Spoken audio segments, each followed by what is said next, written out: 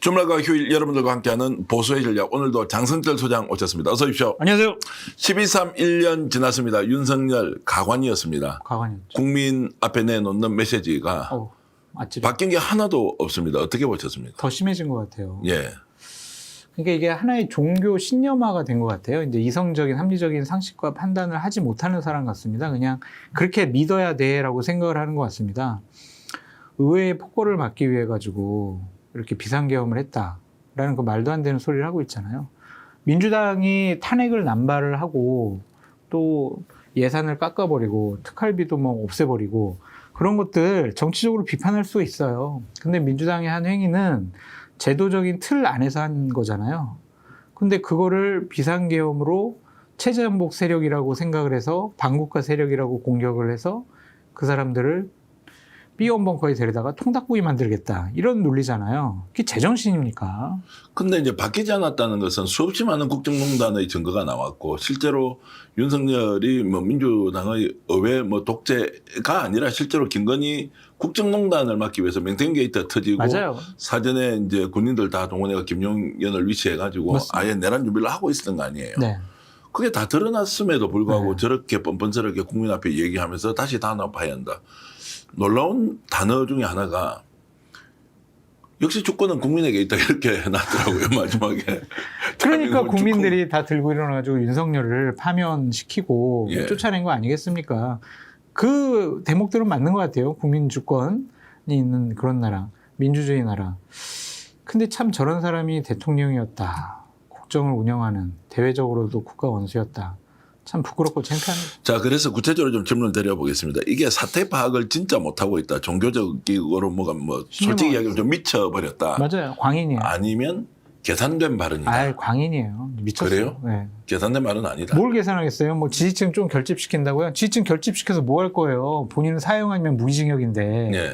그 안에 들어가 있는데 지지층 결집시켜가지고 뭐 그 교도소 밖에서 윤석열, 윤어게인 그거 외친다고 본인에게 뭐가 좋겠습니까? 청년들이 편지 보낸 그걸 보고 다시 애국심이 불타오르고 하나님한테 늘 기도하면서 대한민국의 미래를 걱정하고 이런 청년들이 있어서 이제 자기가 힘을 얻고 용기 있게 싸우고 있다. 뭐 이런 식으로 하는 이 그러면은 퍼포먼스 행동은 결국 제정신이 아니기 때문에 그렇다. 그거라도 위안 삼아야죠, 본인은. 딴 데 위안 삼을 게 뭐가 있습니까? 제정신이 아니라는 생각이 드는 게 뭐냐면 전환길 씨 보고 하나님이 보낸 선물이라고 얘기하잖아요. 네. 그런 얘기를 하는 사람을 어떻게 우리가 정신이 있는 사람이다. 이렇게 생각을 할까? 그 중에서는 실제로 윤석열의 논리에 동조하는 사람이 일부 있긴 합니까? 장동혁 똑같은 메시지 내고 있잖아요. 장동혁 대표. 아, 똑같은 소리다 이제 이렇게 봐버리면 아, 똑같은 얘기를 하고 있잖아요. 국힘 내부에서 실제로 지금 이제 여러 가지로 지금 내분이 일어나고 있다 이렇게 봅니까? 아니면 각자 의견이 다른 것이 그냥 드러날 뿐이다 이렇게 보시죠? 내분이라기보다는 장동혁 저 친구 가지고는 안 되겠네라는 생각의 공감대가 넓어져 가는 것 예, 같아요. 예. 그러니까 12월 3일 날 새벽에 장동혁 대표가 본인 페이스북을 통해 가지고 입장을 밝혔잖아요. 거의 윤석열 피고인하고 똑같은 메시지 내용이거든요. 근데 바로 송원석 원내대표가 죄송합니다. 잘못했습니다. 하면서 원내 부대표단들 딱 뒤에 병풍 세워가지고 3번이나 인사했어요. 네. 메시지가 다르잖아요. 네. 일각에서는 뭐 역할 분담 아니냐 그렇게 얘기를 하는데 그런 것 같지는 않습니다. 송원석 원내대표야말로 언더찐윤의 핵심적인 분이거든요. 네. 그분이 저렇게 사과하고 다른 메시지를 냈다라는 것은 친윤 그룹에서도 이거 장동혁 이거 나가도 너무 나갔다. 선을 넘었다. 우리 말 잘 안 듣는다. 그렇게 판단을 내려서 와 이거 여차하면 당대표직에서 쫓아내야 되겠다. 그런 생각을 하는 것 같습니다. 장동혁 대표 사태를 파악하지 못하고 있다. 즉 사태 파악 불가하냐 아니면 고도의 계산된 정책 발언이냐. 본인은 계산된 발언이라고 하죠. 모든 발언 자기 미리 계획을 하고 준비해가지고 발언을 한다. 이렇게 얘기를 하잖아요. 네. 그러니까 그 정도 수준인 사람인 거예요. 막 그걸 준비했다라고 하면. 근데 그 계산은요. 식이 잘못됐어요. 그래가지고 오답이 나와요. 계산된 발언인데 사태 파악이 불가한 사람의 발언과 거의 유사하다. 뭐 이렇게. 아니 문제는 곱셈인데 예. 지금 나눗셈을 하고 있다니까요. 예. 그러니까 답이 틀리게 나올 수밖에 없죠. 요즘 술은 좀 덜 마시는가요? 엄청나게 비판하고 나서 좀 술자리 줄어들었다 이야기도 들리던데 혹시 그 장서들 소장이 우리 스픽스에 나와서 인터뷰하면서 제발 술 좀 그만 마셔라 이걸 좀 알아듣고 있는지 모르겠네요. 뭐 하루 이틀이야 조심하겠지만 뭐 예. 술 없이는 어떻게 이런 당대표적 역할을 계속 하겠습니까? 그래서 술은 뭐 자주 매일 먹는다라는 얘기는 계속 있습니다. 자, 윤석열 얘기를 좀 돌아가 보겠습니다. 자, 그러면 국정농단을 주도했던 본인의 배우자 김건희가 저런 이제 많은 범죄 사실이 드러나고 증거까지 나오고 당사자의 진술도 있고 측근들도 그냥 있는 대로 얘기를 하는데 여기에 대해서 대통령이었다면 최소한 그런 행위에 대해서 1년쯤 지났을 때 네. 정말로 사과한다라는 말을 하고 그다음에 논쟁적으로 뭐 계엄이 어떠니 뭐 내란이 어떠니 이렇게 가야 하는데 김건희 국정농단에 대해서 단 한마디도 언급이 없습니다. 안 왜 하죠. 그럴까요? 본인이 불리한 이슈니까요. 그것이 사실이니까. 그거는 미친 게 아니고 계산된 거라도요. 아니 그러니까 그 부분은 누가 물어보질 않잖아요. 공개적으로 누군가가 예. 그 부분에 대해서 막 질문을 해야 되는데 법정에 나와서는 그냥 내란과 관련된 질문만 하잖아요. 그러니까 그거를 불리한 이슈에 대해서 본인이 뭐 못하러 얘기를 하겠어요. 그거는 이제 비겁한 계산을 거죠. 하는 거죠. 그러니까 뭐 종교적 또는 뭔가 이념적 편향성 경도되어서 아예 뭐 사고 구조가 바뀌었다라는 게 아니고 이제 이런 것들은 계산하면서 본인에게 불리한 얘기는 하지 않는다는 것이고. 맞습니다. 변호인이 접견하고 있을 때 뭐 부인한테 가서 사랑한다는 말을 전하라. 이것도 전하는 변호사가 문제입니까? 아니면 본인이 그런 신경을 표현하는 게 문제인 게 뭔가 다 부자연스러워요. 이런 얘기가 밖으로 흘러나온 게 문제라고 좀 생각이 들고요. 그래요? 뭐 워낙 사랑꾼이잖아요. 윤석열 피고인은. 네. 그러니까 부인 보고 싶기도 할 거고 진짜 사랑해서 그런 것 같은데 변호인들은 그런 사실 없다라고 부인하고 있는 상황이니까 진위는 알 수가 없습니다. 근데 안 하는 것도 웃기잖아요. 그렇죠? 아니 하는 걸 왜 그 남들한테 알려가지고 안 그래도 지금 이 사람들 쳐다보면 스트레스가 엄청 받는데 그렇죠. 그런 이야기까지 해서 지금 본인이 사랑을 하든 하지 않든 마음만 전하면 되지 왜 그런 이야기가 우리 같은 사람한테 들려서 스트레스를 주냐고요. 저 변호인들도 조금 상식적인 사람이 아닌 것 같아요. 그러니까 얼마 전에 보도 나온 거 보면은 그 한 명의 변호사 중에 하나가 자꾸 무죄를 주장하는 이유가 나 윤석열이 무죄를 받아야 내 명령에서 임무를 수행한 부하들이 무죄를 받을 수 있기 때문에 내가 무죄를 주장하는 거다. 내가 아무 잘못이 없다고 내가 주장하는 거다. 이런 식의 얘기를 공개적으로 해요. 이게 말이나 되는 소리냐고요. 그분이 자격은 있는지 확인을 했나 모르겠네요. 그래서 저는 방송에서 뭐라고 얘기했냐면 그런 사람 좀 어떻게 징계할 수 없냐고 예. 그렇게 좀 말씀드리고 있습니다. 법리 논쟁과 전혀 동떨어진 수준인데 자 그러면 이제 이렇게 12.3 1년이 되는 날 윤석열이 오히려 국민들의 부하에 이렇게 이제 막 불을 지르는 저런 이제 발언을 하면 직연이 어떻게 할 거냐 이제 내란을 인정할 거냐 인정하지 않을 거냐 내란에 무죄 줄 가능성이 있다고 지금 계속 의심을 하는 사람이 많지 않습니까? 아닌 것 같아요.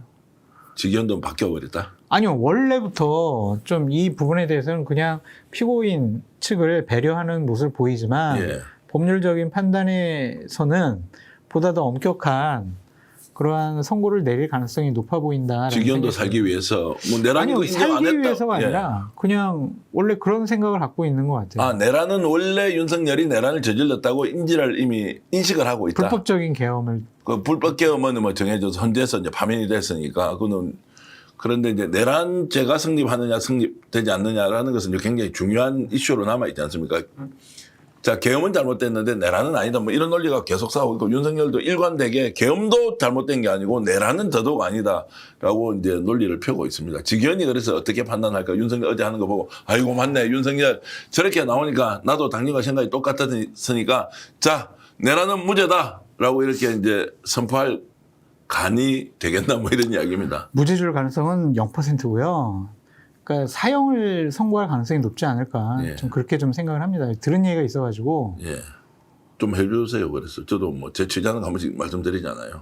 아니 그러니까 이게 지기현 판사랑 이 사법고시 동기인 사람들이 좀 몇 명 있더라고요. 예. 그게 이제 보수 쪽에도 있고 예, 예. 진보 쪽에도 있는데 그 진보 쪽에 있는 분들을 만나서 그런 얘기를 했다라는 소문이 있어요. 네. 뭐 사형을 선고해야지 어떻게 이거를 무기징역이나 무죄를 선고할 수 있겠냐. 그런 얘기를 했다라는 얘기를 바람결에 전해 들었습니다. 그 굉장히 오늘 중요한 말씀을 하셨고 이건 뭐 많이 회자가 될 것 같은데 제가 이제 대통령과 그 지금 12.3 1주년이죠. 이제 1년이 되는 날 오찬 자리에서 사법부는 반헌법적 계엄에 대해서 즉시 문제가 있다는 것을 인지하고 행동했다. 뭐 이런 발언이 나오거든요. 깜짝 놀랐어요. 어떻게 조희대가 지금까지 보였던 행동과 전혀 다르게 12월 3일을 기해서 아예 위헌적인 계엄을 했다는 것을 즉시 알고 행동을 했다는 식으로 얘기를 했거든요. 그러면서 이게 뭔가 기류가 바뀌고 있다라는 느낌이 확 왔습니다. 근데 기류라기보다는요, 그냥 그 사람들이 법과 원칙에 의해서 좀 판단을 하고 있는 것이 아니냐라는 좀 생각이 들고, 그 발언 같은 경우에는 외부에 공개적으로 어나운싱을 하지는 않았지만 내부에 어떤 회의를 통해서 그런 인식을 공유했다라는 거잖아요. 그렇기 때문에 헌법과 법률을 아는 전문가들, 법조인들, 특히 뭐 판사들 같은 경우에는 윤석열의 행위가 불법적인 비상계엄이고 내란행위에 해당한다. 이런 것들은 다 당연히 알지 않겠습니까?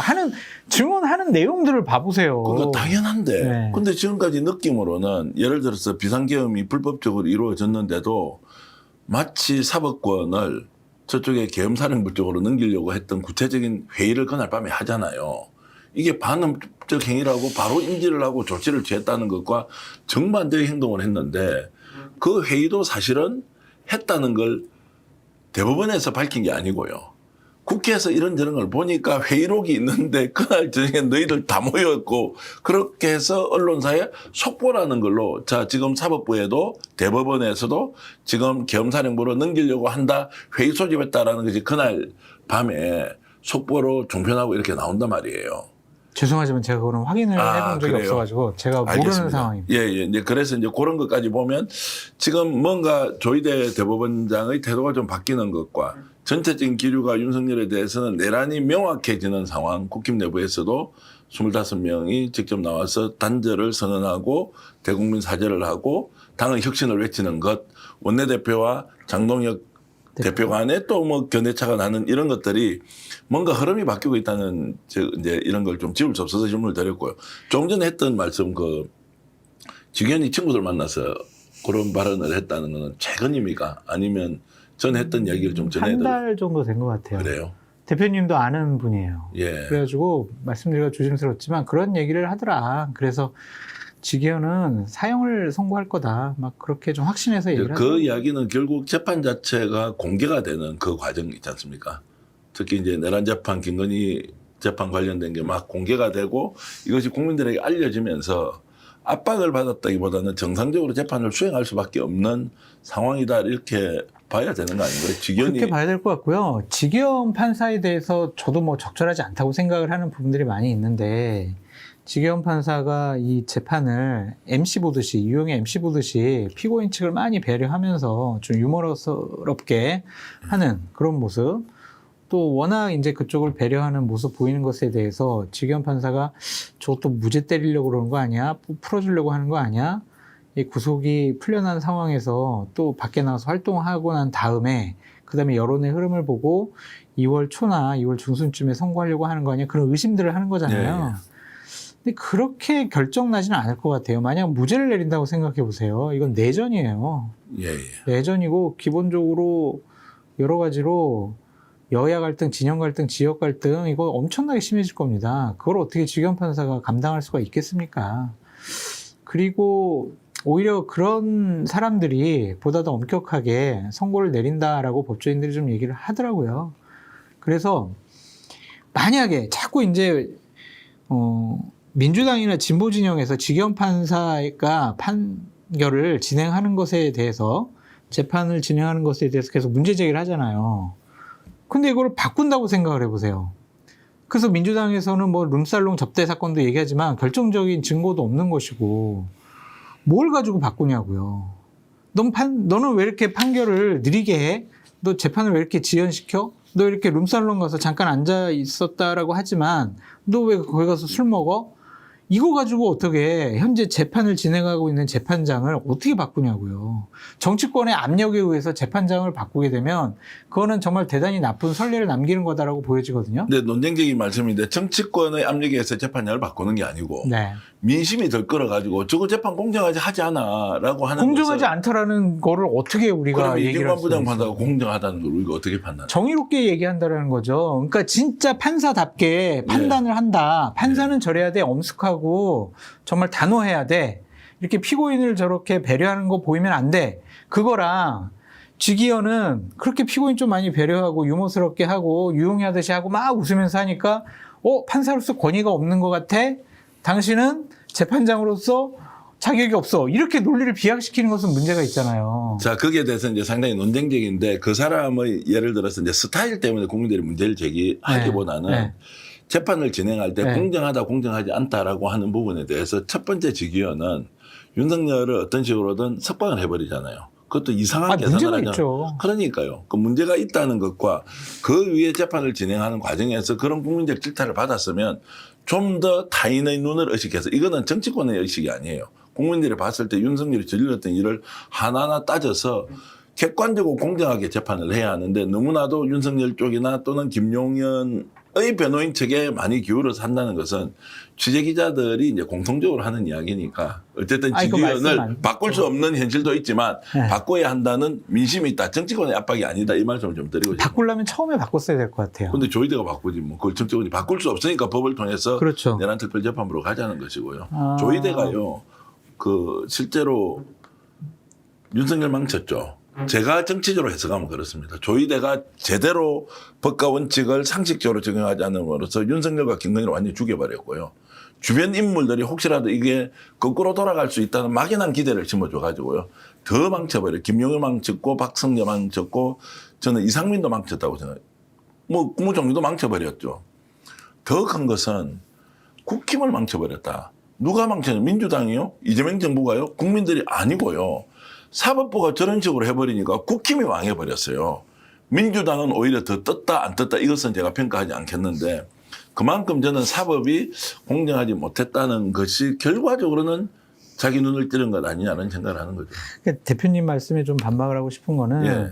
정치적인 부분과 법적인 부분은 나눠서 계산해야 될 것 같아요. 망쳤다라는 부분에 대해서는 정치적으로 조희대 대법원장이 책임질 일은 아니잖아요. 그렇죠. 아니죠. 그러니까 조희대가 지금 재판을 여러 가지 진행을 하고 판사를 임명을 하고 재판을 담당하게 하는 판사들을 배치를 하고 국민들이나 아니면 민주당에서 적절하지 않다라고 한 판사를 바꾸지 않는 거 그런 것들은 잘못해서 보여지거든요. 전 직위원이 그 재판 진행하면 안 된다고 생각하는 사람이에요. 예. 그럼에도 불구하고 법과 원칙과 어떤 윤리적 도덕적인 문제가 없는데 어떻게 바꾸냐고요, 직위원을. 예를 들면 직위원 지금 바꿔요. 바꾸면은 새로운 재판관이 와요. 그러면은 처음부터 다시 증인들 얘기 들어봐야 되고 판결 검토해봐야 되고 그럼 6개월 이상 더 걸릴 거란 말이에요. 네. 민주당이 요구하는 내란의 조기 종식은 더 길어져요. 그래서 2월 초로 선고될 것으로 예상되는 윤석열에 대한 선고 그 내용을 보고 네. 판단하시죠. 근데 정말 무죄 때리면은요, 이건 직위원은 대한민국에서 못 살아요. 현실적으로 뭐 내란 특별재판부가 만들어진다고 하더라도 그것이 지금 1심 과정에서 진행되는 것은 혼선을 굉장히 많이 이제 줄 수 있기 때문에 그렇게는 하지 않을 것 같아요. 생각을 해보세요, 대표님. 막 9일날 본회의 올려가지고 통과시킨대요. 내란 재판부를. 그러면은 이거는 소급 적용해가지고 우리가 1심도 할 수 있으니까 직위원도 꺼져. 우리한테 가져와. 그렇게 해서 이제 재판을 진행해요. 근데 그 재판관, 판사들을 선정하고 하는 것도 절차적으로 시간이 많이 걸릴 거 아니에요. 네. 그럼 시간이 또 지연된단 말이에요.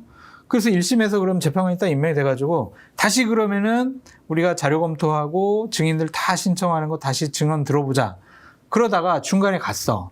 그러다가 어느 한쪽에서 위헌법률 제정 신청을 딱 내버려요. 헌법소원 내버립니다. 그러면 헌재에서 야 이거는 여러 가지 보니까 헌법에 위반한 것 같아. 우리가 이거 받아들여가지고 이거는 위헌법률 심판을 우리가 받아들여서 검토해봐야 되겠다. 재판 정리되는 거예요. 어떻게 할 거예요? 그래서 제가 말씀드린 건 어쨌든 이제 1심을 소급 적용해서 한다 안 한다라는 것은 좀 더 두고 봐야 되는 것이고 이제 그만큼 지금 이제 사법부가 불신을 받고 있고 그 중심에 맞아요. 이제 직위원이 있는 것인데 일단 그런 정도로 이제 하고 오늘 윤석열 이야기를 지금 하고 있는데요. 네. 김건희도 어제 이제 15년 구형이 네. 됐지 않습니까? 어떻게 보십니까? 충분하다 아니면 부족하다? 우와 이 정도 주가 조작 그리고 알선 수재 그리고 엄청나게. 여론조사 공짜로 이렇게 이제 제공받았던 것 15년 어떻게 보셨습니까? 뭐 저는 적당하다고 봐요. 적당하다. 예. 왜냐하면 세 가지 혐의밖에 지금 적용이 안 되는데 15년이란 말이에요. 그러면은 구형이 15년이면 선고가 한 7년 이상 나올 가능성이 높아 보여요. 그것도 아니라고 또 얘기하더라고. 왜냐하면 대부분 일반적으로 양형 규정이 보면. 그렇죠. 이제 그런데 어쨌든 뭐 한 15년은 우리 한 반으로 보니까 예, 일단 구형량의 선고는 반으로 보니까 한 7년 받으면 지금 16가지 혐의잖아요. 네. 거의 뭐 반만 예를 들면 8개 앞으로 그럼 5개 더 이렇게 재판을 받게 되면은 이제 살아서는 못 나올 것 같아요. 뭐 내란까지 가면 이제 크게 뭐 본인이 형량이 늘어날 거라고 보는데 네. 근데 이제 어저께 했던 그 이제 재판 과정에서 구형을 받았는데 김건희가 억울하다라는 표현을 했어요. 헛웃음을 웃으면서. 이거 어떤 의미인가? 저는 이제 평론하는 사람으로서 왜 이 여자가 억울할까? 뭐 이런 생각이 좀 들더라고요. 진짜 저는 억울할까요?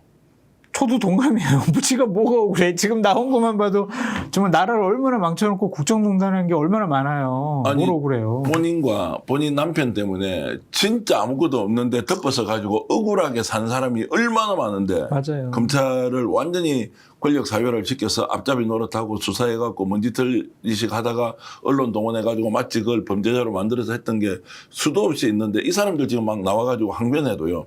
언론에서 또 받아주지도 않아요. 왜냐면 지나버린 일이고 그러니까. 이미 옥살이 해버렸는데 그런데 뭐 본인이 어떻게 얼굴 들고 나는 억울하다라고 얘기를 할 수 있냐고 주가 조작해가 돈도 엄청나게 벌어먹으면서 그러니까 주가 조작한 게 그러면은 뭐 억울한 거예요? 그거를 아니, 뭐 그러니까. 조사받는 게 억울한 거예요? 그러면 명태균 씨랑 여론조사 주고받고 명 선생님 전적으로 의존해요 하면서 여러 가지 여론 조작도 있었고 불법적인 여론조사 자료 받아가지고 활용을 했잖아요. 그럼 그게 또 그 죄 받는 게 억울한 거예요? 명품백 받고 뭐 받고 이런 거 건진한테 뭐 받고 이게 억울한 거예요? 근데 또 방클라프 목걸이는 받아놓고도 이제 증거까지 있는데 받은 적 없다고 시치미를 뚝 떼고 있는데 무슨 억울하다는 이야기를 하는 생각이 들어서 아니 그래서 통도 사업을 했다면서 이 여자가요. 네. 대통령 영부인까지 했다면서요. 그러면 그런 정도 나오면 아 이거밖에 너희들이 나한테 못 줘?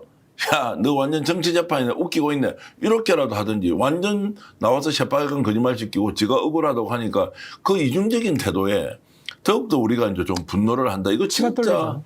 진짜 용서 안 된다라는 생각이 많이 드는데. 용서하면 안 되죠. 뭐 절대로 동정심 조금이라도 가질 필요가 없고 법이 정한 최고의 형량을 때려서 다시는 대한민국 사회 이 제도 안에서 살 수 없도록 저는 해야 된다. 네. 격리시켜야 된다. 그런 생각을 갖고 있고 어제 이제 김건희의 워딩 중에서 꽂힌 단어가 몇 개가 있어요. 방금 대표님께서 말씀하신 억울하다는 단어도 있고 또 하나는 어쨌든이에요. 어쨌든.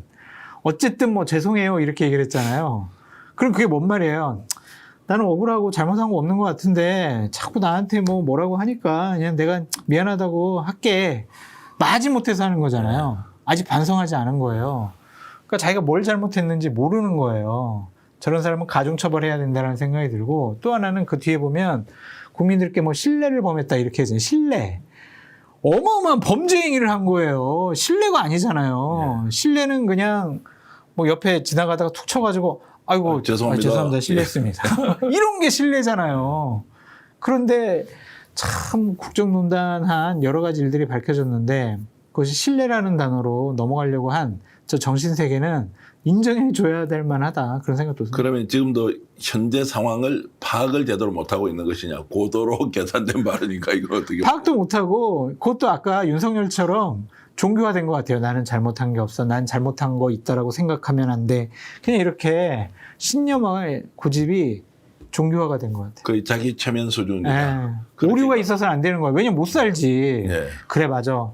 나 도이치모터스에서 내가 주가 조작했지. 맞아. 명태균 씨한테 부당하게 공천 좀 개입하라고 그러 내가 들어줬지. 아 뇌물 받은 거 내가 잘못했어. 이런 순간 김건희는 못 살아요. 네. 그러니까 본인 살기 위해서라도 내가 뭘 잘못했을까? 난 억울하다. 아 진짜 화가 난다. 이런 생각하는 것 같습니다. 제가 오늘 시청자 여러분들을 위해서 이제 딱 1년 지났지 않습니까? 윤석열 비상계엄, 불법계엄 1년 지났고 그런데 윤석열이 정치판에 뛰어들기 전입니다. 2022년 6월 달에 실제로 대선 출마 의사를 밝히고 2021년 2021년 죄송합니다. 2021년 6월쯤에 6월 30일 날 공식 선언을 하게 되지 않습니까? 그 전으로 좀 돌아가 보겠습니다. 혹시 여러분들 불길합니다.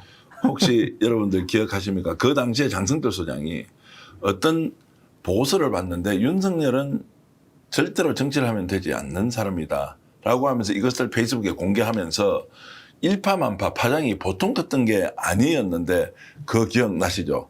그 시점에 저는 MBN 근처에서 장성철 소장과 저녁 식사를 하면서 야 이거 어떻게 된 거야 어떠냐 그때 아마 대구 가톨릭대학에 특임 교수를 하고 계실 맞아요. 때인가 맞아요. 이럴 겁니다. 그런데 이게 뭐 워낙 파장이 커가지고 그때 제가 식사를 하면서 대화를 했던 기억이 있는데 네. 그때로 다시 좀 돌아가 보겠습니다. 윤석열이 정치를 시작하기 전에 장성철 소장이 그 당시에 공개했던 내용 한 번만 더 상기를 해 주세요. 왜 윤석열은 정치를 하면 되지 않나? 두 가지 보고서였어요. 네. 하나는 윤석열과 윤석열 일가, 그러니까 최은순 씨랑 김건희에 대한 A부터 Z까지 그동안 그 당시에 알려졌거나 알려지지 않은 대단히 민감한 사안들이 정리가 돼 있었어요. 그냥 인간 윤석열은 누구인가, 인간 김건희는 누구인가, 막 이런 형식으로 논란되는 쟁점 현안 그런 보고서가 하나가 있었고 또 하나 보고서는 약점 포인트라고 이렇게 쭉 적시되면서 이렇게 공격을 해야 된다라는 전략 판단 보고서였어요. 두 가지를 입수를 했는데 그걸 읽어보고 야 윤석열은 법적으로 도덕적으로 그 일가까지 포함해서 윤리적으로 문제가 많은 사람들이다. 이런 사람은 대통령이 되면 안 되겠다. 이런 사람은 만약 여당이 공격을 하게 되면 방어하기가 어렵겠다, 힘들겠다. 그렇게 생각해서 제가 페북에다 썼죠. 네.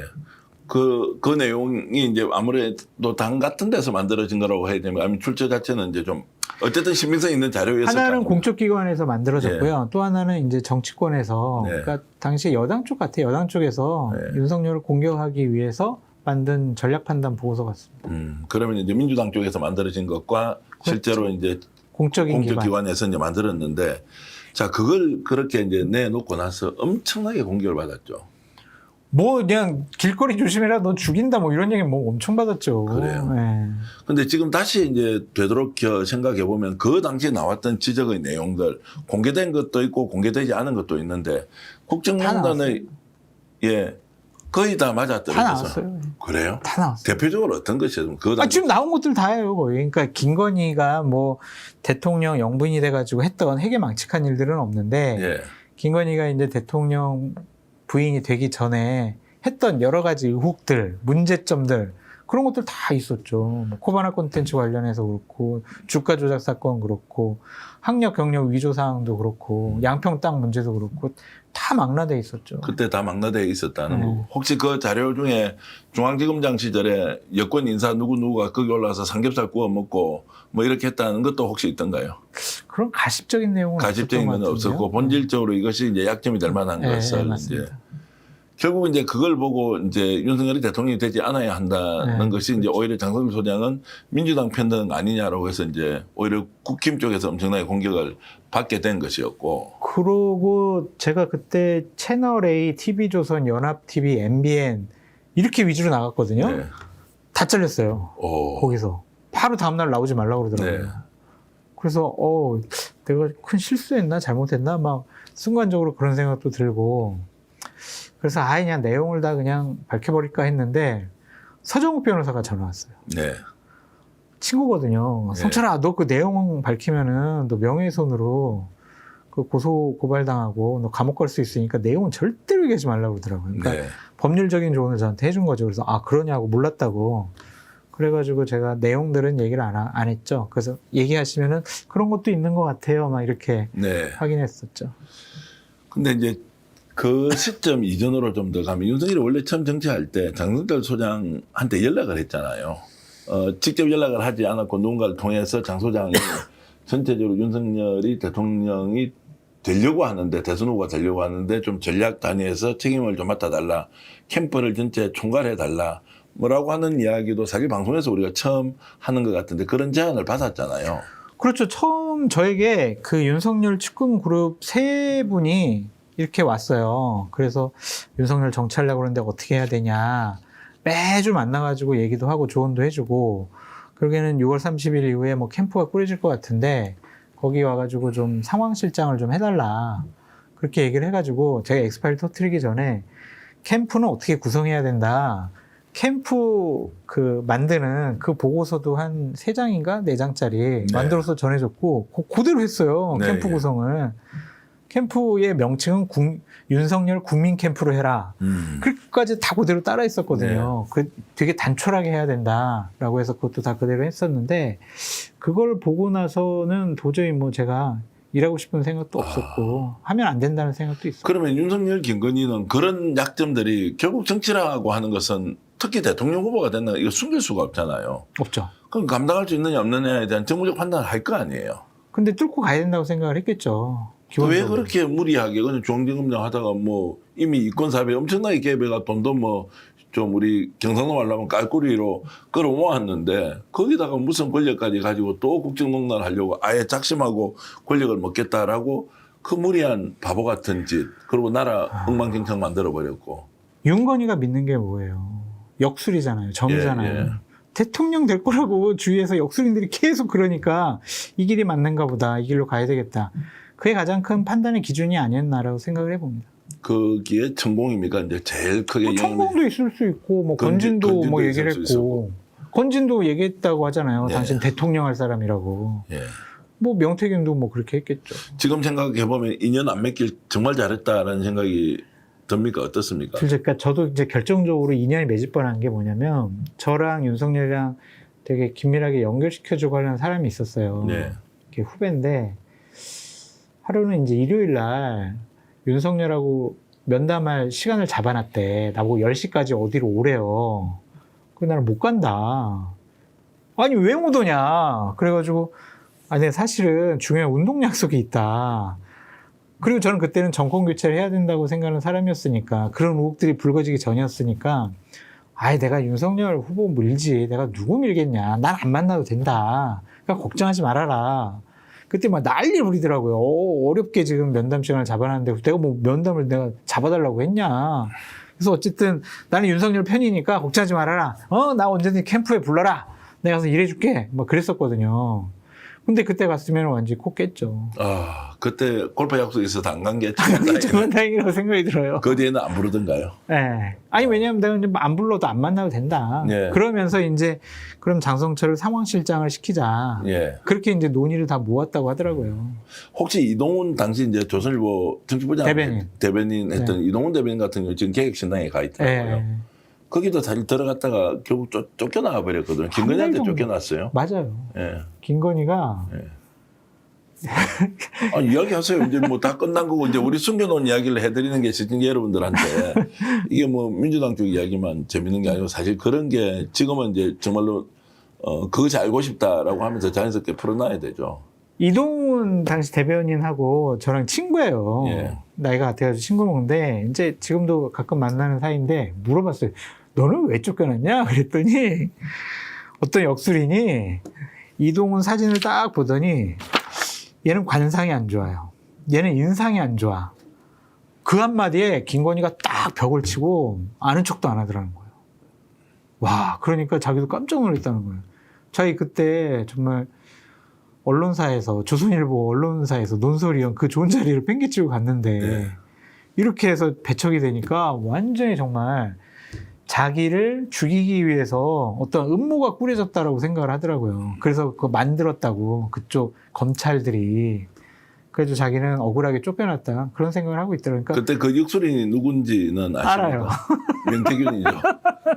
명태균이 그 사진을 보고 김건희가 보여줬다는 거 아니에요. 그래서 아시네요. 왜 아시면서 왜 저한테 왜 물어봐요? 아니요. 저는 이제 이동훈 지금 당시 대변인 같은 분이 지금 이제 어떤 신경일까 뭐 이런 걸 좀 여쭤보기 위해서 어쨌든 그 당시 상황을 보면 그래서 딱 보니까 야 이거 뭐 배신할 상인데 뭐 이렇게만 이야기를 했는데 그 말 하자마자 일주일 그러고 나서는 갑자기 뭐 일이 벌어지더만 뭐 사적 이유로 뭐 그만둔다라고 뭐 월말에 갑작스럽게 일이 이제 벌어졌는데 맞아요. 그런 정도로 이제 김건희가 주술이나 역술에 깊이 아유. 빠져 있었고. 생각해보세요. 대통령실 참모진들 꾸리는데 사준해라고 한 사람이잖아요. 예. 그러니까 거기에 전적으로 의존했어요. 역술이. 그러니까 대통령 출마도 이거는 운명이야 라고 생각을 한 것 같습니다. 실제로 윤석열이 점을 더 좋아했다는 얘기도 들어보셨습니까? 더 저희도 좋아했다. 들었어요. 그 뭐 강릉에 어디 가면요 찾아가는 이모집 같은 일종의 이제 대나무 꽂아놓은 데 있지 않습니까? 늘 거기에 드나들면서 이런저런 걸 봤다는 거예요. 그러니까 우리가 보통 점집에 간다는 것은 재미삼아 한 번씩 가거나 진짜 좀 어렵고 뭐 이런 게 있어서 혹시 길이라도 있겠나 싶어서 속을 각오하고 가는 경우는 일반인들이 있지 않습니까? 그런데 완전 의존했다라는 이야기를 듣고 전 더 놀라. 김건희보다 더 하다는 거예요. 그런 얘기도 정보는 들었고요. 그 지금 이 사람이 하는 행동 보세요.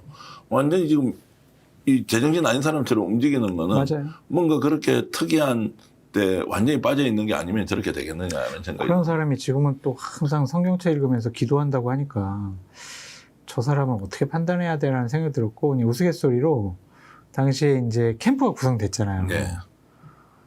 근데 이상하게 캠프에서 뭐를 결정을 하면 뭐 어디 갔다 오면 이상하게 바뀐대. 이상하대. 그래서 야, 무슨 비선 조직이 있나? 비선 그룹이 있나? 막 이렇게 생각을 했는데, 당시에 이제 캠프 내에서 그러한 영향력을 끼치는 사람이라고 이제 파악을 했던 인물 중에 하나가, 당시에 강남에 숟가락 도사라는 도사가 있어요. 네. 역술인. 왜 숟가락 도사냐면 점을 칠 때 막 이렇게 해가지고 쌀 이렇게 해놓잖아요. 거기다가 숟가락을 딱 꼽아가지고 해가지고 딱 숟가락이 쓰면은 그때부터 영적 효름이 있는 거야. 네. 그 사람한테 항상 가서 상의하고 그 사람이 영향력을 많이 끼쳤다. 그런 얘기가 있었는데, 대통령 되고 나서 역술 문제 조금 문제되니까 문을 닫아버렸더라고요. 전화번호도 바뀌고. 저도 가려고 전화번호까지 입수했었거든요. 그 집 아니고 이제 새롭게 늘 이렇게 몇 개월 했던 6개월, 1년 단위로 이제 역술인들을 통계적으로 맞아요. 더 잘 맞추기 위해서 맞아요. 여러 사람한테 의견을 듣고 거기에서 확률 게임을 했다는 거 아니에요, 네. 김건희가. 논현동 숟가락 도사라고 아직도 저 이렇게 저장되어 있어요. 그러니까 그런 쪽에 참 의지를 했다라는 것 자체가 불행의 씨앗이라고 보여지는데, 그거를 옆에서 본 윤핵관들, 참모들, 그걸 말리지 않고 거기에 부안해동하고 거기에 끌려다니고, 전 그 사람들이 더 나쁘다고 생각이 들어요. 아까 말씀하셨던 윤석열을 최초에 만나게 해주려고 했던 그 후배는 윤 캠프에 계속 있었고 대통령실까지 근무를 했습니까? 아니면 그분도 아니요, 외부에 있는 사람이에요. 외부에 있는 사람이니까 접촉을 끊어버렸습니까? 인연을 계속 유지를 계속 하다가 유지하고 있어요. 아, 계속 유지를 하고 있고. 그래도 좀 엑스파일 터뜨렸을 때 한 일주일 후에 만났거든요. 그랬더니 네. 형님 막 이러더라고요. 네. 그런데 이제 여러 가지 윤석열 관련된 논란이 벌어지니까 형 말이 맞은 것 같았다고 막 그렇게 또 얘기하더라고요. 이동훈 지금 대변인은 계획신당이 지금 뭘 하고 있습니까? 대변인으로 하고 있지 않습니까? 이분도 그때 인연을 잘 끊었다 이렇게 볼 수 있겠네요. 아, 그렇죠. 인연 안 끊었으면은 당시 또 대통령실까지 가고 그랬으면 네. 지금 큰 화를 당했을 수도 있죠. 대통령실에 근무했던 사람들 중에서 마지막까지 소위 말하는 김건희 파들이 있었지 않습니까? 있어요. 원래 정상적인 있어요. 사람들 다 나왔고 있어요. 비정상들이 들어가서 주도를 했지 않습니까? 그 사람들은 지금 어디 수사도 받지 않고 그냥 각자 집으로 돌아와서 그냥 사는 거죠. 여러 그룹이 있어요. 예. 그냥 이렇게 국회 보좌진들은 거의 국회 보좌진으로 복귀를 다 많이 했고, 네. 국민의힘 사무처에서도 10명에서 15명 정도 파견돼 있었거든요. 그 사람들 다 되돌아왔고. 근데 이제 다른 직업을 갖다가 들어간 사람들 있잖아요. 그 사람들은 아직 그냥 권토중매를 노리면서 복수의 칼날만 갈고 있대요. 어떻게 기회가 옵니까? 그 사람들? 우리가 언젠가는 다시 정권을 잡으면은 장성철 저 XX부터 처단을 하고 민주당 가만두지 않겠어. 이제는 우리가 당했으니까 제대로 한번 손봐주겠어. 그날만 지금 기다리면서 칼을 갈고 있다 하더라고요. 거의 종교 집단화 되고 있네. 이상한 사람. 그러니까 사태 파악을 제대로 못하는 사람들이 여전히 남아 있다. 또 몇 명은 비겁하게 좀 네. 숨어 있고 찍소리 안 하고. 장성철 소장이 한 번씩 그 정말 촌철살인에 이렇게 논평을 하는 게 아니라 아주 중요한 시기에 이렇게 페이스북에다가 정치적 견해를 밝히잖아요. 네. 그것도 또 자신이 속해 있는 보수정당 내부 문제를 이렇게 이제 일종의 공개를 하고 이러면 부담도 상당히 클 텐데 그럼에도 불구하고 그걸 이렇게 질러버리는 다른 뭐 이런 좀 이유가 있습니까? 원래 성격이 그런 것 같아요. 네. 그냥 제가 생각한 거 옳다고 생각을 하면 그냥 누구 눈치 보지 않고 얘기하는 거. 그게 김무성 대표 모실 때부터 그랬거든요. 김무성 대표요. 옛날 대표할 때, 원내대표 할 때요. 의원들도 말 함부로 못 걸었어요. 딱 체격도 크잖아요. 앉아가지고 저음성이에요. 봐라, 그래, 알았다. 막 이러면은요. 다 쫄아요. 네. 근데 저는 대표한테도 막 대표님 그러면 안 된다고 막 그러면은 옆에 앉아있던 의원들이 다 쳐다봐요, 저를. 그러면서 무대가 저한테 야야 성철아 너 소리 지르지 말고 차분히 얘기해라. 그럴 정도였거든요. 네. 그래서 권력의 눈치를 보면 안 된다라는 그런 생각을 예전부터 했어요. 유불리의 문제가 아니다. 할 말은 한다. 이제 이런 것이고. 그렇죠. 그러니까 옳지 않은 것에 대해서는 지적을 해야 되지 않을까 그런 생각도 좀 있고. 그런 발언을 해서 이제 도마에 오르기도 하고 또 이제 자기 진영이 아닌 다른 쪽에서 오히려 그걸 활용하잖아요. 네. 그런 거 있을 때 가족들이나 부인은 어떻게 해요? 그대로 존중해주고 이해합니까? 좀 걱정 많이 안 해요. 처음에 워낙 제가 이제 정치권에 있을 때 당했을 때부터 해괴망측한 일도 저도 많이 당하고 핍박도 많이 받고 잘리기도 해보고 막 그래서 그런 부분에 대해서는 그렇게 무감각해진 것 같고 네. 그때 엑스파일 터뜨렸을 때 터뜨리고 나서 방송을 하고 저녁에 들어갔더니 가족들이 다 저를 뻥친 표정으로 쳐다보면서 애들이랑 와이프가 도대체 왜 그랬어? 이러는 거예요. 그래가지고 아이 뭐 할만하면 살아야지 뭐 평론가가 뭐 눈치 보면서 사냐고 걱정하지 말라고 그랬던 적이 있습니다. 근데 진짜 죽을 뻔했어요. 그때 생각을 해보니까 네. 이 집단들이 한 행동들을 봐봐요. 막 상대 다른 얘기하는 사람들은 반국가 세력이라고 해가지고 비상계엄 해가지고 한동훈 같은 거는 잡아와라 총으로 쏴 죽여버리겠다고 이런 생각 갖고 있는 사람이었잖아요.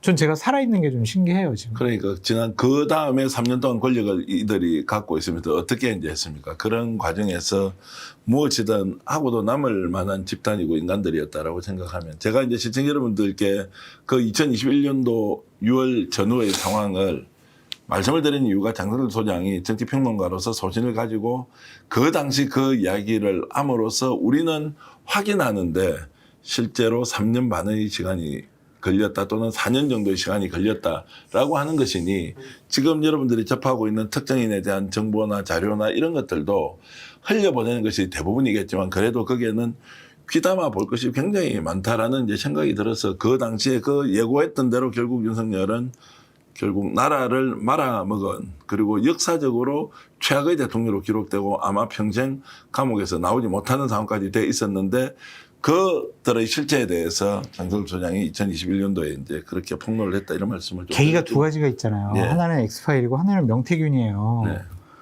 명태균 건 때문에 저는 기본적으로 불법적인 비상계엄을 선포했다고 생각이 들거든요. 네. 명태균이 이제 김건희랑 문제가 되니까 국회에서 김건희 특검을 막 통과시켜가지고 공천개입 문제에 대해서 판단해보자 막 그렇게 됐었잖아요. 명태균 건도 저 아니었으면 그거 얘기 못해요. 맞아요. 이름을 처음 얘기한 게 우리 스펙스에 와서 처음 이름 얘기했어요. 네, 그전에는 명태균이 이러니까 네. 명태균이에요 이렇게 이야기를 하면서 그전에는 엠모 씨 막 이랬거든요. 맞아. 그 처음 이제 실명을 밝혔는데 네. 그다음 명태균 저한테 연락 가지고 막 온갖 험담을 다 해고 막 그랬는데 그때 그런 얘기를 제가 물꼬를 트지 않았으면 그 언론사에서도 기사 못 써요. 맞네요. 네. 그래서 뉴스토마토에서 9월 5일 날 2024년 9월 5일입니다. 첫 보도를 할 때 M씨였다. 그리고 강익인 국장을 A씨로 표시하고 B가 누구냐, C가 누구냐, D가 누구냐라고 뉴스토마토에서 막 할 때 뉴스토마토에서 좀 더 적극적으로 공격적으로 이름을 밝히고 이렇게 못하는 상황을 강익인 국장이 오히려 좀 답답해해서 저한테 연락이 왔고 스펙스에 아예 나와서 이제 강익은 국장이 실명으로 밝히면서 이게 명태균 게이트가 본격적으로 터졌지 않습니까? 그러니까요. 하나하나의 사안을 놓고 보면 참 사건이지만 이걸 묶어서 보면 윤석열이 결국 무너지고 대한민국이 정상적으로 되돌아가는데 우리도 좀 역할을 좀 했다 이렇게 했죠. 아니 장 소장님 했죠. 역할을 크게 했다고요. 아니요. 그 당시에 스픽스가 그런 역할을 내용을 했죠. 스픽스가. 그 당시에 이제 그런 내용들을 알렸는데 그것이 얼마나 중요한 것인지를 우리가 모르고 지나쳤던 거죠. 권력 앞에서 다 머리 조아리. 아직 이제 현업에 계신 분들이 많아가지고 명태균 건이 폭로되기 전까지 기사되기 전까지 한 2주 동안 정말 급박하게 돌아왔어요. 네. 지금 아무한테도 얘기를 하지 않았는데 정말 나중에 언젠가는 얘기할 기회가 있으면은 제 스픽스 와가지고 한번 다 털어놓고 그러니까 재밌는 그런 얘기 많아요. 것이 제가 이제 추론을 하면은 용산에서 이거 막아보려고 소문이 났을 거 아닙니까? 명태균이 또 협박했을 거 아니에요. 했겠죠. 이거 막아보려고 진짜 전력을 다해서 맞아요. 이거 막아야 된다라고 했는데 결국 막지 못했습니다. 근데 웃기는 인간들이에요. 제가 그래도 보수우파 쪽 사람이잖아요. 네. 그래가지고 제가 그 김건희랑 가장 긴밀하게 통하는 사람에게 명태균 건과 관련해서 지금 대통령실은 아무 얘기도 못하지 않냐. 네. 김건희 당신이 알지 참모들은 뭐라고 해명을 하지 못한다 이거는. 근데 명태균 씨 건이 어떻게 전개되고 어떻게 문제될지 당신도 모르지 않냐. 그래서 내가 그걸 알려줄 테니까 이 부분에 대해서는 깨끗이 사과할 건 사과하고 그렇지. 당신 처신을 네. 나는 이제 뭐 정말 외국에 나가든지 뭐 어떻게 하든지 그렇게 해야 이 대한민국이 살고 윤석열 정권이 유지가 된다. 이렇게 가다 다 죽는다. 그 얘기를 내가 해주겠다. 김건희랑 나랑 만나게 해줘라라고 얘기했거든요. 와, 근데 그것도 진짜 다시 들으니까 네. 그게 방송에서는 이야기를 처음 하는 거 아닌가? 처음 하는 거예요. 그러니까 김건희 만나려고 했는데 네. 얘들이 정반대로 나와버린 거야. 무슨 소리야, 막을 수 있다 이렇게 해버렸어. 아니 그 사람이 이제 나중에 한 일주일 있다 연락이 줬는데 네. 명태균의 미음자도 못 꺼내게 한대요. 김건희가. 그냥 들으려고 하지도 않고 네. 뭐 어떻게 이거를 우리가 대응해야 된다 이런 거를 회의나 보고서나 이런 거 보려고 하지 않는다라는 거예요. 네. 그 얘기도 못 꺼냈대. 그래가지고 이제 그렇게 사건이 불거진 거잖아요. 실수는 하고 잘못 저지를 수 있습니다. 근데 솔직히 사과하고 반성하고 네. 또 여러 가지 조치 취하면 국민들 또 용서해 주거든요. 근데 그거를 권력으로 묶고 넘어갈 수 있다고 생각을 한 것 같아. 그러니까 당시에 장성근 소장이 그걸 직접 진심을 담아가지고 김건희한테 이렇게 하고 본인 떠나라 외국으로. 당신은 이제 물러나야 돼. 나만 다 물러나야 죽는다. 된다. 다 죽는다라고 했는데도 보고를 안 한 것이 이제 보고를 받은 김건희가 아예 사시나무 떨듯이 무슨 소리 하느냐라고 해놓고는 분노만 했죠. 경로. 그 경로를 하고 난 뒤에 대통령실 분위기 기억나시죠?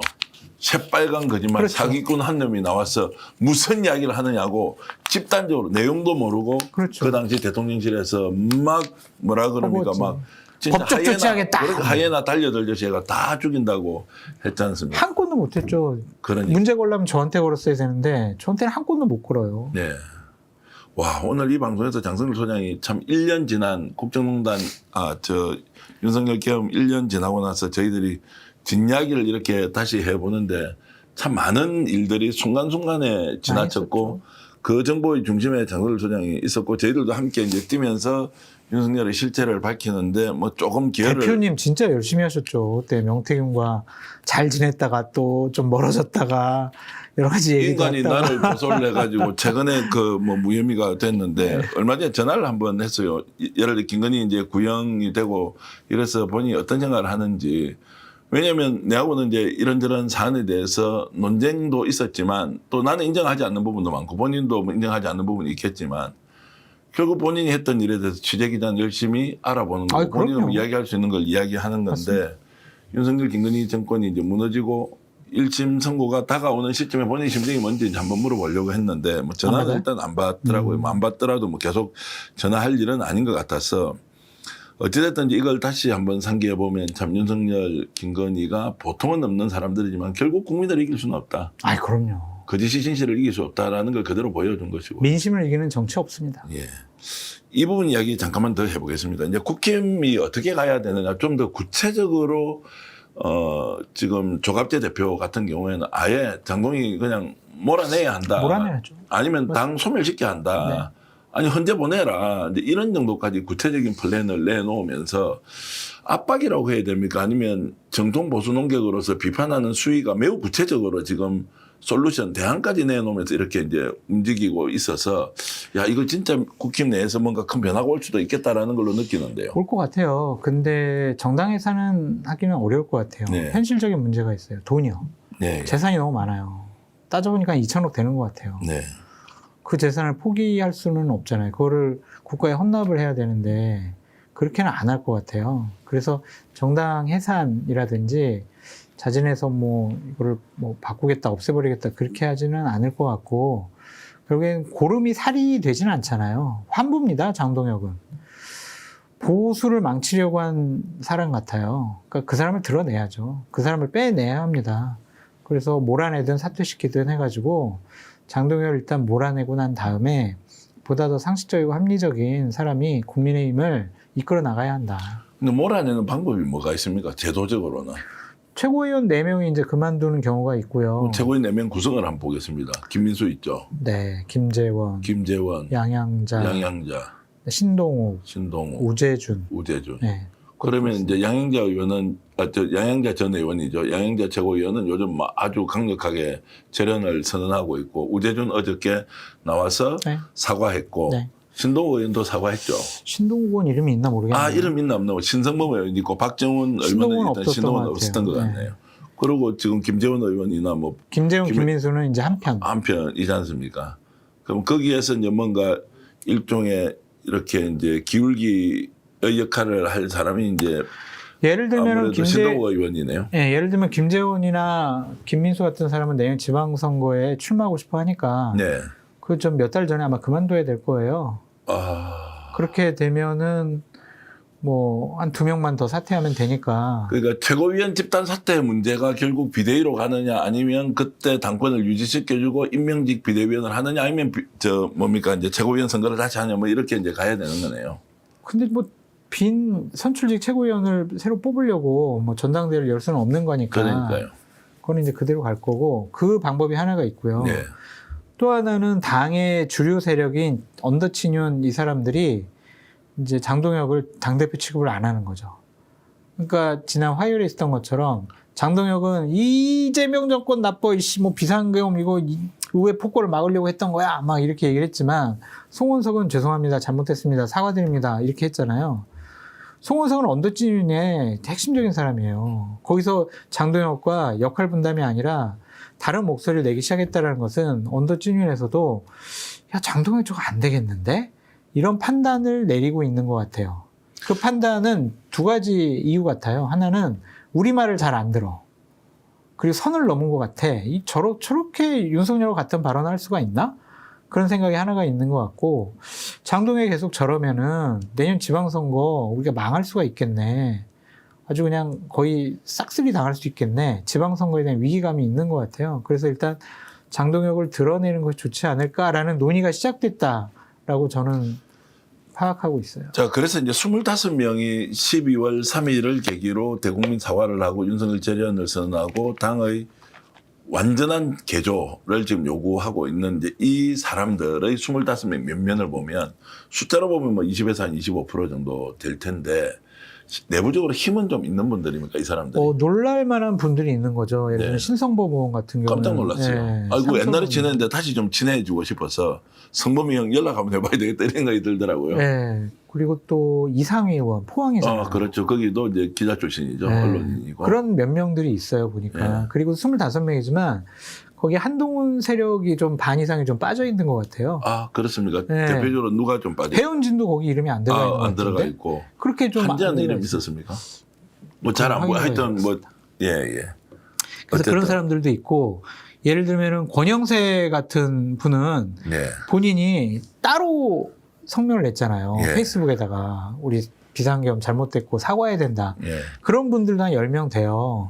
그래서 어제 25명이 집단적 목소리를 냈지만 거기에 참여하지 않은 10명 그리고 개별적으로 입장을 밝힌 한 10명 정도 하면은 대략 한 50명 가까이는 장동혁 너는 잘못된 것 같아. 그렇게 좀 판단을 하고 있는 것 같고요. 이 어제 25명 거기에는 한지하 의원은 없습니다. 그러니까요. 그렇게 이제 한동훈 의원들이 한동훈에 좀 빠져 있어요. 있다는 거지. 아마 좀 약간 계산된 것 같지 않습니까? 김재섭 그리고 김영태 의원이 좀 주도를 했다고 이렇게 이제 알려져 있는데. 그렇게 보여집니다. 그러니까요. 그러니까 이거는 거의 한 반에 육박하잖아요. 예. 거기다가 이제 언더찌윤 사람들이 야 이건 안 되겠는데? 야 이거 장동혁 안 될 것 같아. 이렇게 결정 내리는 순간 장동혁의 지지 기반은 확 무너질 수밖에 없죠. 자, 그래서 이제 그래서 제가 생각한 거는 뭐냐면 최고위원들이 이제 사퇴하는 것은 좀 힘들어지면 장동혁을 대표로 취급 안 하는 거예요. 방법이 있어요. 뭐냐면 사무총장을 부릅니다. 언더치윤이나 핵심들이. 그만둬라. 정의용한테. 그만둬라.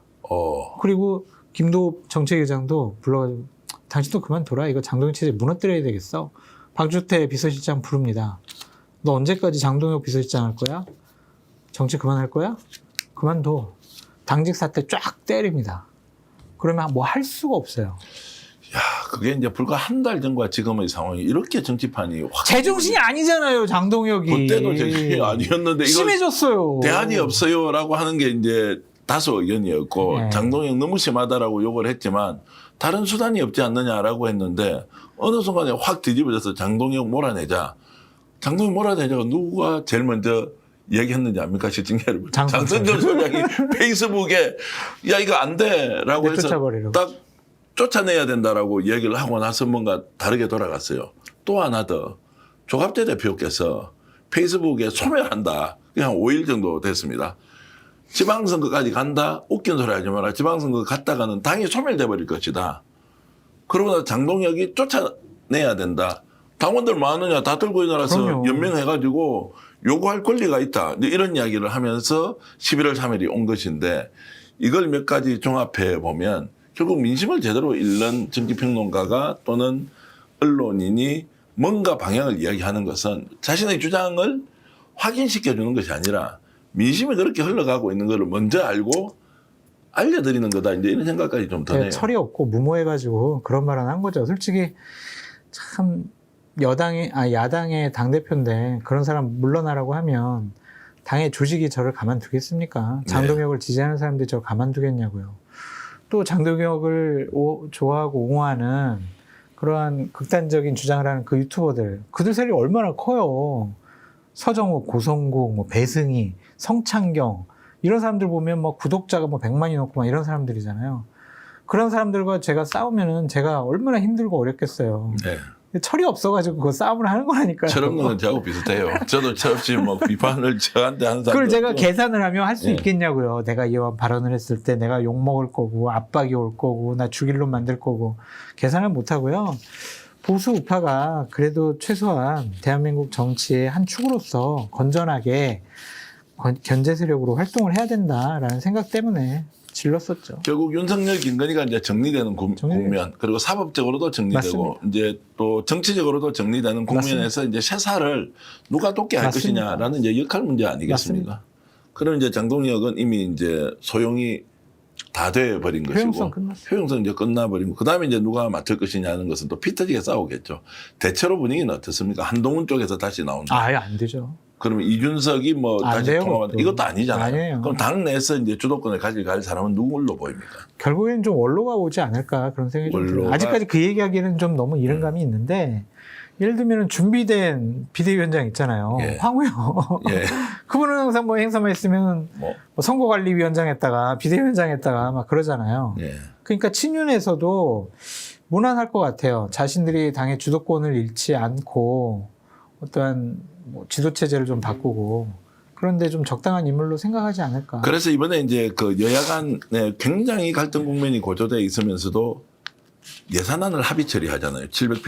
728조에 대해서. 이것도 저는 굉장히 중요하게 읽었습니다. 뭘 어떻게 중요해요.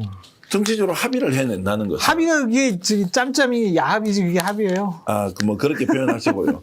그래도 국회에서 모든 쟁점에 대해서 전쟁처럼 싸우다가 예산안과 관련돼서는 조기 통과를 어쨌든 시켰다. 여기에 쪽지 예산이 들어갔다 안 들어갔다라는 것은 이제 둘째치더라도 결국 이것이 국민의힘 내부에서 새살이 좀 돋아나려는 분위기와 연결된 거 아니냐. 송원석 그건 원내대표가 적극적으로 나서서 합의를 했다라고 하는 것까지 이어서 보면 그거는 국민의힘 의원들이 요구한 지역의 민원성 예산을 민주당이 받아줘가지고 그런 거죠. 예산이 1,000억 깎였어요. 말이 안 돼요. 보통 10조 이상 깎아요. 국회에서는 삭감에 대한 권한이 있으니까. 근데 국회에서 예산을 증액하려면 기재부 장관이 동의를 해줘야 되거든요. 근데 이번에 웃긴 게 뭐냐면은 제가 정확한 수치는 기억이 안 나는데 9조 3천억 정도를 정부 예산을 깎았어요. 그래 놓고 9조 2천억을 국회에서 증액을 시켰어요.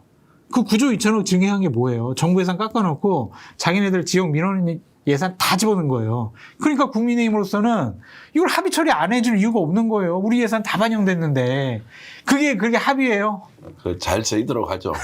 어쨌든 저는 이제 정치적으로 예산안에 대해서 여야가 합의했다는 것도 이제 정상화되는 알겠습니다. 과정인데 국힘도 좀 정상화되고 내년 지방선거가 무엇보다도 이게 뭐 내란 종식이 아니다 이 선거가 되겠습니까? 맞습니다. 진짜 어떤 정당이 더 좋은 우리 지역의 일꾼을 뽑느냐라는 것으로 좀 가면 좋겠는데 맞습니다. 오늘 장성철 소장님하고 평소와 달리 좀 길게 얘기했는데 여러분들 어떠셨습니까? 재밌게 잘 들었기를 바라겠습니다. 잠시 광고 말씀 드릴까요?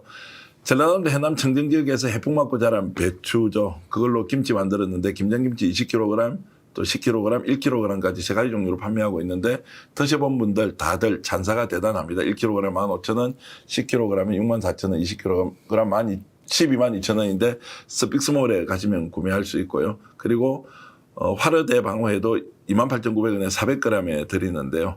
정말로 제철 맞은 대방어회 싸고 그리고 품질 좋은 제품 여러분들께 직접 공급해 드리니까요. 필요하신 분들 구매해 주시면 고맙겠고요. 여러 가지 제품들 저희들 판매하고 있는데요. 필요하신 분들 뭉티기 고기도 있고 맛있는 쿠키도 있고 스픽스몰에 한번 들어와셔서 필요하신 제품 구매해 주시면 고맙겠습니다. 오늘 장성철 소장과 함께한 보수의 전략 여러분들과 함께 했는데 인사드리면서 오늘 방송 모두 마치겠습니다. 여러분 안녕히 계십시오. 감사합니다. 애청자 전용 상품을 만들었는데 자동차 보험 또한 보험의 점검이 필요합니다. 꼼꼼하게 보장이 돼 있는지 다 체크해드리고 있습니다. 바로 상담 가능하고 즉시 비교 견적해 드리는 1644-1226 자신 있다 비교하라. 저희가 스픽스 애청자 전용 상품으로 만든 만큼 1644-1226을 전화주셔서 꼭 상담 받아보시길 바라겠습니다. 여러분들의 응원 격려 그리고 혜택 돌려드리겠습니다. 여름 민어에 이어 겨울 대방어회 왔습니다. 우와 가격 품질 압도적으로 좋습니다. 28,900원에 400g 이렇게 포장해서 소스까지 함께 보내드리고 있습니다. 스픽스몰 공동구매 전국 최저 가격에 도전합니다. 믿고 구매해 주십시오. 드시고 있는 게 뭡니까? 와 한우 뭉티기 그리고 육회인데요. 어떻게 이렇게 맛있습니까? 당일 도축한 제품 여러분께 보내드리고 있는데 가격 29,900원에 총 400g 대단한데요. 와 쉽게 먹을 수 있다는 여러분 행운 아니겠습니까? 저 믿고 한번 드셔보십시오. 완전 맛이 짱입니다. 자 직접 먹어보겠습니다. 네. 자 어떻습니까? 우와 육회 그리고 뭉티기 우와 자신 있다 비교하라 스픽스몰